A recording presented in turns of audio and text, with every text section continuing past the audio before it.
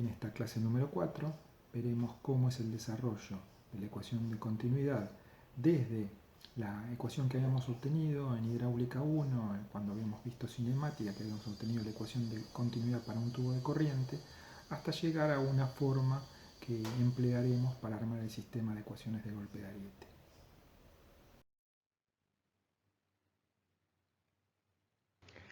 Para desarrollar la ecuación de continuidad tomaremos la ecuación que en hidráulica 1 obtuvimos aplicando el principio de conservación de masa en régimen impermanente y considerando que la masa específica también puede variar. Tomando que el caudal es el producto de la velocidad media en la sección por el área de la sección y sabiendo que tanto la velocidad la podemos reemplazar por ds a dt, la ecuación anterior la podemos transformar en términos de derivadas totales, agrupando dos de las derivadas. Veamos. O sea, que estos dos términos pueden agruparse como ρ por la derivada total del área respecto del tiempo. Lo mismo podemos hacer con estos dos términos que tenemos acá en el círculo rojo. Vemos que en ambos casos tenemos que aparece el área multiplicando a otras derivadas parciales. Fíjense que en este caso tenemos la derivada parcial de la masa específica respecto de S por ds a dt. Y acá tenemos la derivada parcial de la masa específica respecto al tiempo. En definitiva, uno puede expresar esto como el área por la derivada total de la masa específica respecto del tiempo. Esto es así porque la masa específica varía con S y con T. En definitiva, tenemos que la ecuación de continuidad la podemos expresar como ρ por el área por la derivada parcial de la velocidad respecto a S y dos términos en derivadas totales. El primero es la masa específica por la derivada total del área respecto al tiempo y el otro es el área por la derivada total de la masa específica respecto al tiempo. Estos términos los igualamos a cero y obtenemos la ecuación de continuidad. ¿Qué es el término de acá de derivada total del área respecto del tiempo? Es un parámetro que mide la velocidad de deformación de la tubería. Pues fíjense que varía el área con el tiempo. Este, que varía la masa específica del fluido con respecto al tiempo, es un parámetro que mide la velocidad de deformación del fluido. Ahora, sabemos que la variación del área y la variación de la masa específica va a ser consecuencia ¿de qué? Va a ser consecuencia de los cambios en la presión. Entonces, lo que vamos a tratar de intentar es llevar esta ecuación en derivadas totales del área y de la masa específica a una ecuación que sea función de la variación de la presión en el tiempo. Para ello, la velocidad de deformación del líquido, dado por el término área por la derivada total de la masa específica respecto al tiempo, podemos relacionarla con la ecuación que vimos en hidráulica 1 cuando vimos propiedades físicas asociado a la compresibilidad. En definitiva, organizando y dividiendo por el diferencial de tiempo, nos queda que la derivada total de la masa específica respecto al tiempo es igual a ρ por epsilon por la derivada total de la presión respecto al tiempo. Acá ya entonces podríamos reemplazar este término en la ecuación de continuidad que habíamos tenido y parte del problema lo tenemos resuelto. Ahora nos queda ver cómo hacemos la relación de la variación del área en el tiempo y la llevamos a una variación o la relacionamos con la variación de la presión en el tiempo. Esto va a ser un poquito más complejo. O más que más complejo, va a tener algunos pasos en lo que es esta demostración. Sabemos que la velocidad de deformación del área la vamos a poder vincular con la variación de la presión a través de la ley de Hooke. Veamos cómo lo hacemos. Para empezar, vamos a transformar la variación del área con respecto al tiempo en una ecuación que nos la vincule con la variación del diámetro con respecto al tiempo.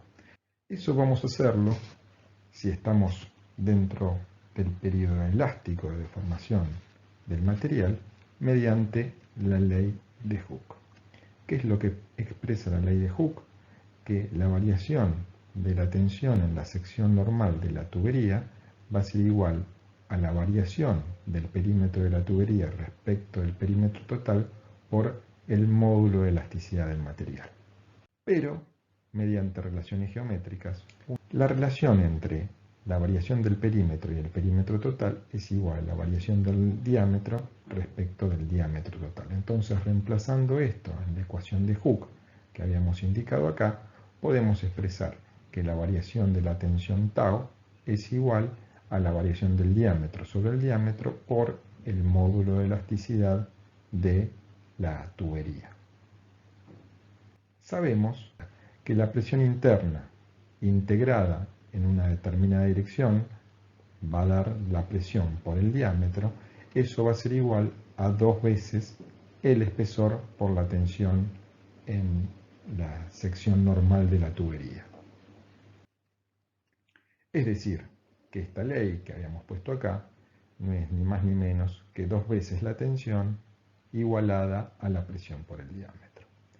Si hacemos el diferencial de ambos términos, vamos a obtener que 2e por el diferencial de θ más 2θ por el diferencial de d va a ser igual a la presión por el diferencial de diámetro más el diámetro por el diferencial de presión. Y ahora lo que hacemos es dividir la ecuación 3 con la ecuación 2. O sea, estos dos términos los dividimos por esto, estos dos términos los dividimos con esto. Entonces, finalmente nos queda una ecuación como la que he expresado acá.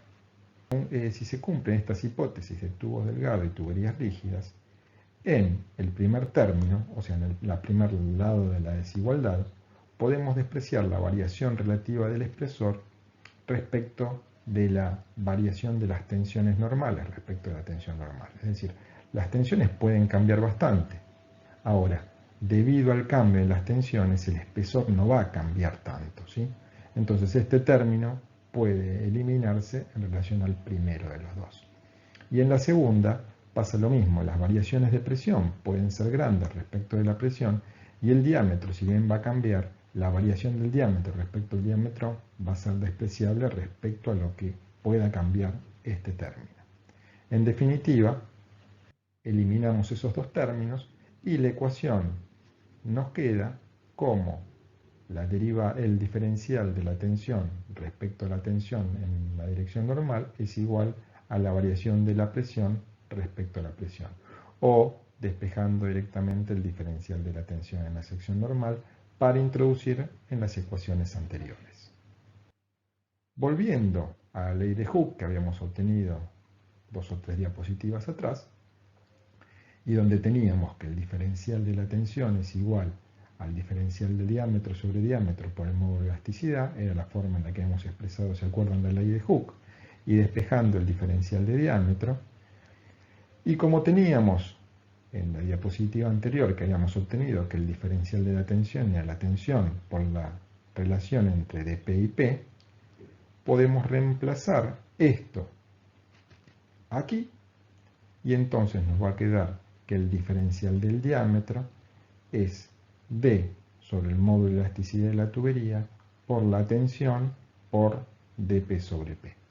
Ya fíjense que estamos empezando a relacionar la variación del diámetro con la variación de la presión. Ahora lo que nos falta es ver cómo en la ecuación anterior reemplazamos el término de la tensión. Entonces, ¿qué vamos a usar? La expresión que vimos antes cuando hicimos el equilibrio de fuerza en media tubería. Entonces tenemos que, reemplazando esto en esta ecuación, nos queda que una solución para el diferencial del diámetro, que en definitiva, organizándolo, nos va a quedar como que el diferencial de diámetro es igual al diámetro al cuadrado sobre 2 por el espesor por el módulo de elasticidad por el diferencial de P.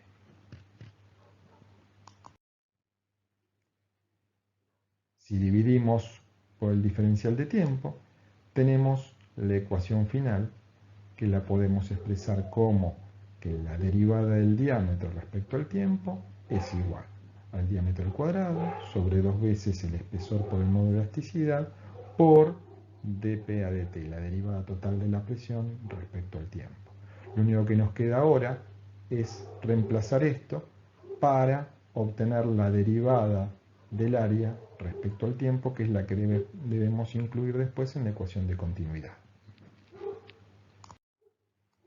Entonces, reemplazando en la ecuación que habíamos obtenido antes, nos queda que la derivada del área respecto al tiempo es el área por el diámetro dividido el espesor por el módulo de elasticidad, y eso va a estar multiplicado por la derivada de la presión respecto al tiempo, o sea que obtuvimos esta relación que vamos a reemplazar en la ecuación de continuidad obtenida al principio de esta clase.